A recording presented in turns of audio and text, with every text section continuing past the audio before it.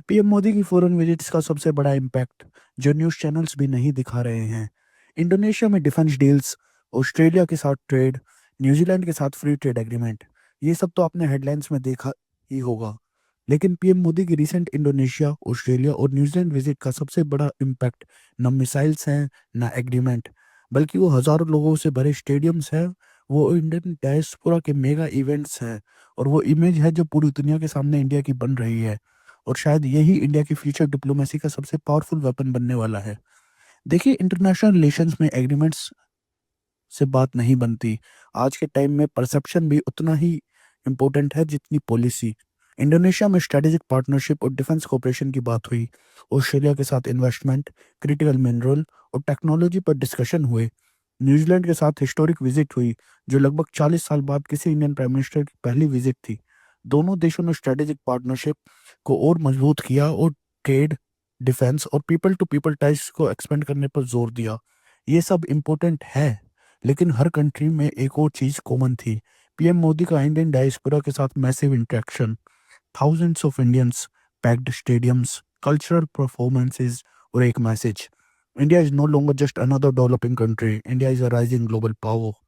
आप सोचिए, जब ऑस्ट्रेलिया के मावल स्टेडियम में लगभग 35,000 लोग एक फॉरेन लीडर को सुनने के लिए इकट्ठे होते हैं, तो वो सिर्फ वहां बैठे लोगों को नहीं देख रहे होते, उस कंट्री की मीडिया देख रही होती है, पॉलिटिशियंस देख रहे होते हैं, बिजनेसेस देख रहे होते हैं, और सबसे इम्पोर्टेंट वहाँ की कॉमन पब्लिक देख रही होती है।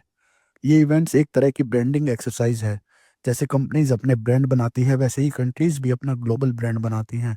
इस कॉन्सेप्ट को इंटरनेशनल रिलेशंस में सॉफ्ट पावर कहा जाता है।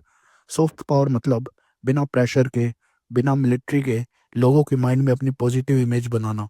Indian festivals, yoga, Bollywood, Indian food और अब डायस्पोरा मेगा इवेंट्स, ये सब मिलकर इंडिया की सॉफ्ट पावर को स्ट्रेंथन करते हैं। और जब किसी कंट्री का पब्लिक इंडिया को पॉजिटिवली देखने लगता है, तो उस कंट्री के गवर्नमेंट के लिए भी इंडिया के साथ क्लोज रिलेशनशिप बनाना पॉलिटिकली इजी हो जाता है।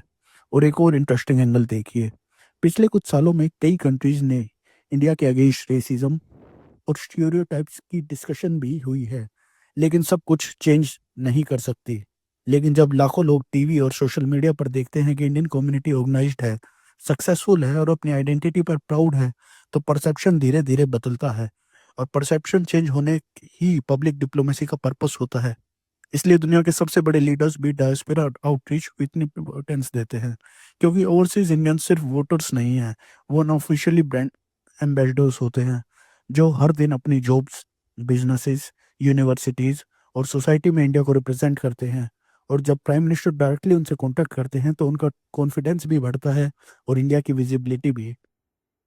इसलिए अगर कोई सिर्फ ये देखे कि इंडोनेशिया की विजिट में कितने वेपन्स डील हुई, ऑस्ट्रेलिया से कितना इन्वेस्टमेंट आया, या न्यूजीलैंड के साथ कितना ट्रेड हुआ, तो वो सिर्फ आधी स्टोरी देख रहे हैं।